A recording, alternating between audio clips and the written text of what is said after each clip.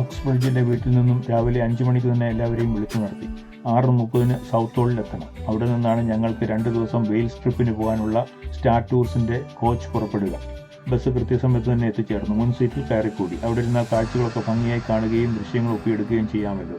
ഇവിടെ നിന്നും 4 മണിക്കൂറിൽ പരം നീണ്ട ഒരു യാത്ര വെയിൽസിലേക്ക്.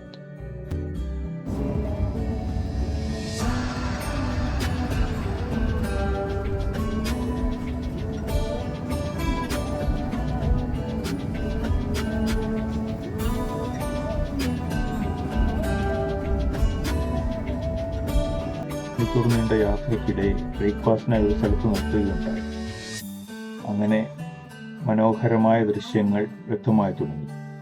വെയിൽസിൻ്റെ നോർത്തേൺ ഭാഗത്തുള്ള മനോഹരമായ ലാൻഡിഡ്നോ എന്ന സ്ഥലത്തേക്കാണ് ഞങ്ങൾ എത്തിച്ചേർന്നിരിക്കുന്നത്.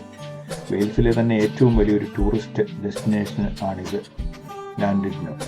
അതിമനോഹരമായ സാൻഡി ബീച്ചുകളും ഉൾക്കടലുകളും ഉൾപ്പെടുന്ന ഒരു സ്ഥലം. ബീച്ചിന് ചുറ്റും ധാരാളം ടൂറിസ്റ്റുകൾ ഒഴുകി നീങ്ങുന്നു. അകലെ കടലിലേക്ക് നീണ്ടു നിൽക്കുന്ന ഒരു കടൽ പാലം. ലാൻഡിഡ്നോ പിയർ എന്ന നീണ്ട ഒരു വുഡൻ ഡെക്കിലൂടെ സഞ്ചരിച്ച് ബീച്ചിൻ്റെ വശ്യതയാർന്ന സൗന്ദര്യം ആവോളം ആസ്വദിക്കാനും സൗകര്യമുണ്ട്. അനേകം ഷോപ്പുകളും കഫേകളും സോനീർ ഷോപ്പുകളും അതിൻ്റെ 2 വശങ്ങളിലുമായുണ്ട്. അതിലൂടെ മുന്നോട്ട് നടന്നാൽ അകലെ വശ്യമനോഹരമായ നീലിമയാർന്ന ഐറിഷ് സീ പരന്നു കിടക്കുന്നു. ആകാശ നീലിമ കടലാഴങ്ങളെ തൊട്ടുരുമുന്നുണ്ട്. മുകളിൽ വെള്ളിമേഘങ്ങൾ പഞ്ഞിക്കെട്ടുകൾ പോലെ പാറി നടക്കുന്നു. ഇതെല്ലാം കൂടി ഒരു അഭൗമ ലോകത്തിലെത്തപ്പെട്ട അനുഭവം പകരുന്നുണ്ട്.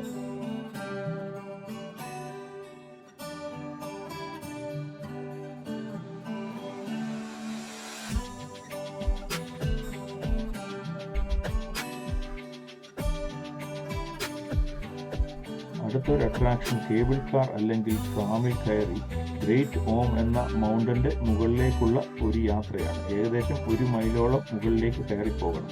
അവിടെ ട്രാം സ്റ്റേഷനിൽ ഇറങ്ങി അടുത്ത ട്രാം വരുമ്പോൾ അതിൽ താഴേക്ക് വരിക. മുകളിലേക്കും താഴേക്കും ട്രാം യാത്രയിൽ താഴെ വളരെ ദൂരെയായി ലാൻഡിഡ്നോയുടെ വശ്യ മനോഹരമാർന്ന ഒരു വിഹക വീക്ഷണം കോരിത്തരിക്കുന്ന അനുഭവമായി മാറി.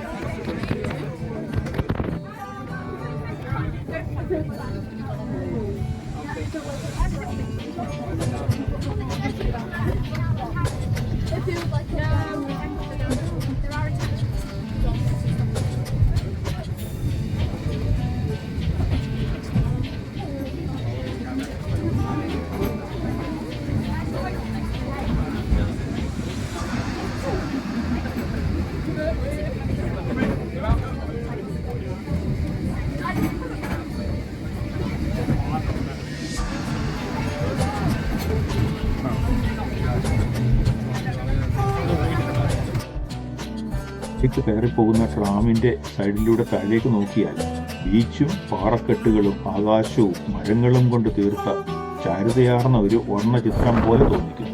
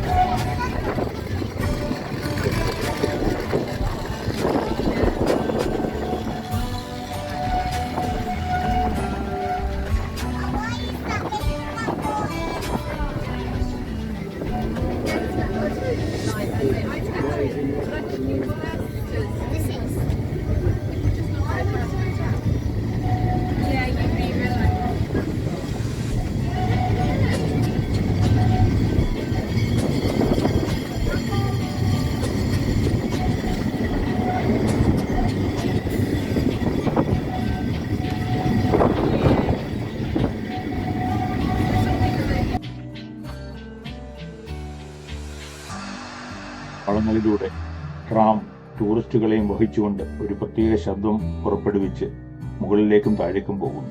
ഏകദേശം മുകളിലത്തെ സ്റ്റേഷനിൽ എത്താറായിട്ടുണ്ടെന്ന് ദൃശ്യങ്ങൾ കണ്ടപ്പോൾ വ്യക്തമായി. താഴേക്ക് നോക്കിയാൽ വളഞ്ഞ പാളങ്ങൾക്കപ്പുറം ബീച്ചിന്റെ മനോഹര വിദൂര ദൃശ്യങ്ങൾ.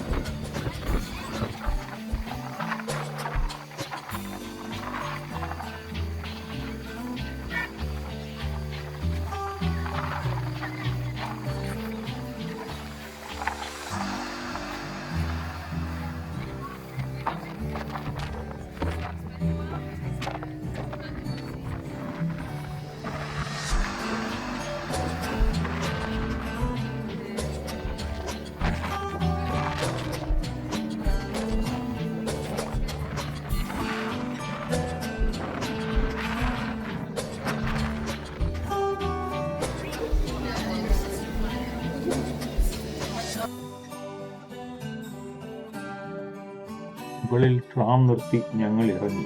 അവിടെ കഫേ, കുറെ ഷോപ്പുകൾ, ഒരു പ്ലേ ഗ്രൗണ്ട്, പിന്നെ സമ്മിറ്റ് കോംപ്ലക്സ് എന്ന ഒരു കെട്ടിട സമുച്ചയവും കാണാം. തണുപ്പിന്റെ ആധിക്യത്തിൽ നിന്നും രക്ഷ നേടുന്നതിനായി ഒരു ചൂട് കാപ്പിയൊക്കെ ഞങ്ങൾ കുടിച്ചു.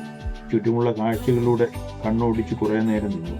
അപ്പോഴേക്കും താഴേക്ക് പോകുവാനുള്ള ട്രാം വന്നു ചേർന്നു. അതിൽ കയറി. ഇനിയും ഏകദേശം 1 മൈലോളം താഴേക്ക് യാത്ര.